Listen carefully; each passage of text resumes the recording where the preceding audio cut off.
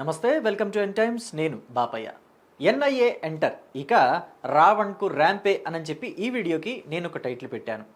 ప్రశ్న Raavan alias Joseph బచ్చలకురి.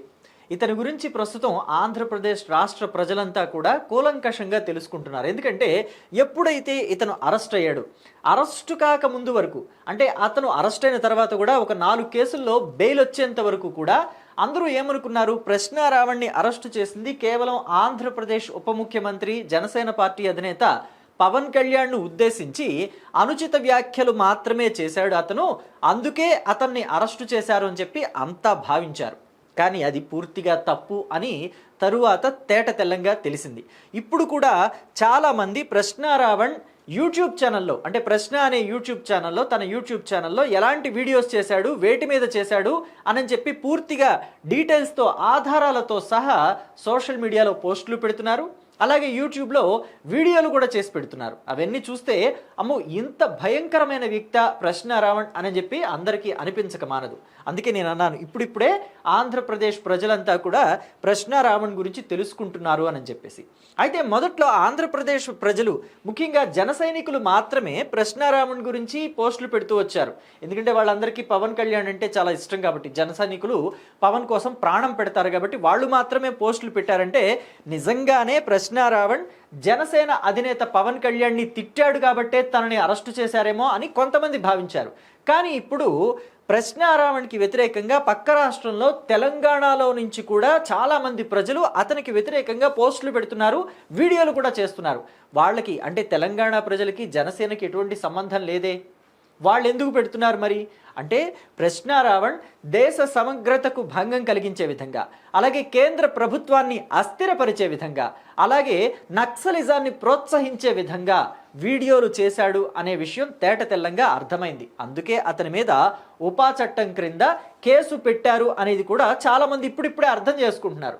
మొదట్లో అంతా కూడా పవన్ కళ్యాణ్ని తిట్టాడు కాబట్టే పోస్టులు పెట్టారు, కేసులు పెట్టారు అని చెప్పేసి మాట్లాడారు. అయితే వాళ్ళందరూ కూడా తెలుసుకోవాల్సిన ఒక విషయం ఉంది. పవన్ కళ్యాణ్ వాళ్ళంతా ఎలా మాట్లాడతారంటే, పవన్ కళ్యాణ్ కూడా మొదలు బూతులు మాట్లాడాడు కదా, నా కొడుక అన్నాడు, నాలుగు చీరేస్తానన్నాడు. మరి అదే మాటలు జోసెఫ్ రావణ్ మాట్లాడితే తప్పేంటి అని చెప్పేసి అంటున్నారు. పవన్ కళ్యాణ్ ఏ సందర్భంలో మాట్లాడాడు? ఆయన్ని గత 7 ఏళ్లుగా ప్యాకేజీ స్టార్, ప్యాకేజ్ తీసుకున్నామని చెప్పేసి పదే పదే మాట్లాడుతుంటే ఆ మాట వాడాడు. విసిగెత్తిపోయి చిరాకు వచ్చేసి ఆ మాట వాడాడు పవన్ కళ్యాణ్. గోవుకి కూడా తోక మెలిపెడితే కొమ్ము విసురుతుంది అంటారు, నొప్పేసి కొమ్ము విసురుతుంది అంటారు. మరి మామూలుగా గోవు అంటే ఏంటి? సాధు జంతువు, పరమసాధు జీవి అని చెప్పేసి చెప్తారు కదా. మరి దానికి కోపం ఎందుకు వచ్చింది? తోక మెలిపెట్టారుగా. అలాగే పవన్ కళ్యాణ్ కూడా ఎంత ఓర్పుకుంటే మాత్రం 7 సంవత్సరాలు భరించాడు ప్యాకేజీ స్టార్ అని చెప్పేసి ఇష్టానుసారంగా మాట్లాడిన మాటల్ని. ఆ తరువాత చెప్పు చూపించి నా కొడకల్లారా ఒక్కొక్కళ్ళకు ఉంటుంది అని చెప్పేసి అన్నాడు. దాన్ని అలుసుగా తీసుకొని, అంటే పవన్ కళ్యాణ్ని రెచ్చగొట్టి ఒక మాట అనిపించి దాన్ని అలుసుగా తీసుకుని ప్రశ్న రావణ్ లాంటి వాళ్ళు కూడా పవన్ కళ్యాణ్ని నా కొడక అని చెప్పేసి అంటున్నారు, నీ నోట్లో అని చెప్పేసి అంటున్నారు. అది తప్పే ఉంది అని చెప్పి జర్నలిస్టు మేధావులు కూడా మాట్లాడుతున్నారు. వాళ్ళు సిగ్గుపడాలి ఈ మాట మాట్లాడటానికి, ఇలా సహకరించడానికి. ఇలాంటి వాళ్ళకి సహకరించి సమర్థించడానికి వాళ్ళు కొంచెం సిగ్గుపడాలి. జర్నలిజం చేసి కూడా ఇలాంటి మాటలు మాట్లాడుతున్నారంటే, అంటే పవన్ కళ్యాణ్ మాట్లాడిన దాన్ని నేను సమర్థించటంలా, ఆయన ఓర్పు నశించి మాట్లాడారు. కానీ వీళ్ళు ప్రశ్నిస్తామనే ముసుగులో బూతులు మాట్లాడుతున్నారు, అవహేళనగా మాట్లాడుతున్నారు, నీచంగా మాట్లాడుతున్నారు. ఇలాంటి వాళ్ళని సమర్థించడం అంటే జర్నలిజాన్ని ఏ తీరాలకు చేర్చాలని అనుకోవటమో ఇక వాళ్ళ విజ్ఞతకే వదిలేస్తున్నాను నేనైతే.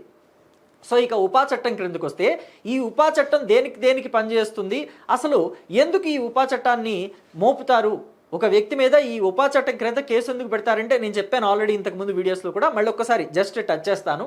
దేశ సమగ్రతకు భంగం కలిగించిన, లేదా కేంద్ర రాష్ట్ర ప్రభుత్వాలని అస్థిరపరచాలని చూసిన, నక్సలిజంని ప్రోత్సహించిన, లేదా తీవ్రవాదాన్ని మద్దతిస్తూ మాట్లాడినా ఈ ఉపా చట్టం కింద కేసు పెట్టే అవకాశం ఉంటుంది, పెడతారు కూడా. అయితే ఉపా చట్టం కింద కేసు పెట్టిన తర్వాత అది రాష్ట్ర పరిధిలో మాత్రమే ఉంటుంది అనుకుంటే పొరపాటే. అది జాతీయ స్థాయిలోకి కూడా వెళుతుంది. జాతీయ స్థాయిలో ఉన్న దర్యాప్తు సంస్థలు కూడా వాళ్ళ చేతిలోకి తీసేసుకుంటాయి. ఎందుకంటే దేశ సమగ్రతకు సంబంధించిన అంశం, కేంద్ర ప్రభుత్వ సంబంధించిన విషయం. అది కేంద్ర ప్రభుత్వాన్ని అస్థిరపరుస్తాము అంటే వాళ్ళు చూస్తూ ఊరుకోరు కదా. సో కాబట్టి అది ఎన్ఐఏ పరిధిలోకి ఇప్పుడు వెళ్ళబోతోంది అని అంటున్నారు. ఈ ప్రశ్న రావణ్ వ్యవహారం, ఈయన కేసు ఇప్పుడు ఎన్ఐఏ పరిధిలోకి వెళితే వాళ్ళు గనక ఈయన్ని చేతిలోకి తీసుకుంటే, ఈయన్ని అదుపులోకి తీసుకుంటే ఏ స్థాయిలో విచారిస్తారు అంటే నార్మల్ మన రాష్ట్ర స్థాయి పోలీసులు విచారించేదానికన్నా ఇంకా ఎన్ని రెట్లు ఎక్కువ ఉంటుందా అని చెప్పేసి నేను మీ ఊహకే వదిలేస్తున్నాను. ఎందుకంటే ఒక వరవర్రావు, ఒక సాయిబాబు లాంటి వాళ్ళు ఈ ఉపా చట్టం కింద కేసులు ఎదుర్కొని ఎన్నాళ్ల పాటు జైల్లో మగ్గిపోయారనే విషయాలు కూడా మీరు ఇప్పుడిప్పుడే వింటున్నారు. సో ఇక సాయిబాబు గురించి అయితే ఆయన వీల్ చైర్లో ఉంటారు, నడవలేని పరిస్థితి అయింది. సో అయితే ఆయనకి జైల్లోకి వెళ్ళిన తర్వాత వీల్ చైర్ కూడా తీసేశారు. అంటే ఎన్ఐఏ పోలీసులు ఎంత కఠినంగా ఉంటారు అనేది మీరు ఊహించుకోవచ్చు. ఇకపోతే ప్రశ్న రావణ్ జైల్లో ఉండగా, అంటే ఇప్పుడు రిమాండ్లో ఉండగా పోలీసు కస్టడీలోకి ఆయన్ని తీసుకున్న తర్వాత ఆయన సెల్ ఫోన్ని కూడా చెక్ చేశారట. అందులో చెప్పలేని, చూపించలేని అసభ్యకరమైన వీడియోలు ఉన్నాయి అని చెప్పి ఇప్పుడు సోషల్ మీడియాలో వైరల్ అవుతుంది. వాటిని మేము బయటికి రిలీజ్ చేయలేము, అవి అసభ్యకరమైనవి ఉన్నాయి, అంత జుగుప్సాకరమైన వీడియోలు ఉన్నాయి ఆయన ఫోన్లో అంటున్నారట.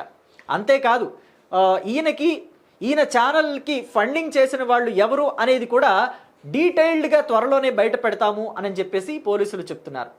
ఈయనకి ఫండింగ్ ఇస్తుంది ఎవరు, ఈయన చేతి ఇలా మాట్లాడిస్తుంది ఎవరు, ఈయన వెనక ఉన్నది ఎవరు, ఎందుకు ఈయన ఇలాగ ప్రభుత్వాల్ని అస్థిరపరిచే విధంగా మాట్లాడుతున్నారు అంటే ఒక కాశ్మీరీ పండిట్స్ని తుంచేసి మాట్లాడటం, వాళ్ళ మీద జరిగిన అన్యాయాలు కూడా అసలు అన్యాయాలే కాదు, వాళ్ళు నాటకాలు ఆడుతున్నారు అన్నట్టు మాట్లాడటం, నక్సలిజం అంటే ఒక హిడ్మా లాంటి వాళ్ళ వ్యక్తుల్ని కూడా, హిడ్మా లాంటి నక్సలైట్లని కూడా సమర్థిస్తూ మాట్లాడటం, ఇలాంటి నక్సలైట్ ఒకళ్ళు పోతే 1000 మంది వస్తారు, పుట్టుకొస్తారని చెప్పేసి ఏవేవో పెద్ద పెద్ద లెక్చర్లు దంచటం, అంటే యువతని పెడతో పట్టించే ప్రయత్నాలే కదా ఇవన్నీ. సో మరి కేంద్ర ప్రభుత్వం చూస్తూ ఊరుకుంటుందా, ఎన్ఐఏ చూస్తూ ఊరుకుంటుందా? ఖచ్చితంగా త్వరలోనే ప్రశ్న రావణ్ణి ఎన్ఐఏ పోలీసుల అదుపులోకి తీసుకునే అవకాశం కూడా ఉందని అంటున్నారు. మరి దీని మీద మీ అభిప్రాయాన్ని కమెంట్ బాక్స్లో తెలియచేయండి. ఒకవేళ ఎన్ఐఏ గనక ప్రశ్న రావణ్ణి అదుపులోకి తీసుకుంటే ప్రశ్న రావణ్ పరిస్థితి ఏంటి అనేది కూడా మీ అభిప్రాయాన్ని కమెంట్ బాక్స్లో చెప్పండి. Thank you.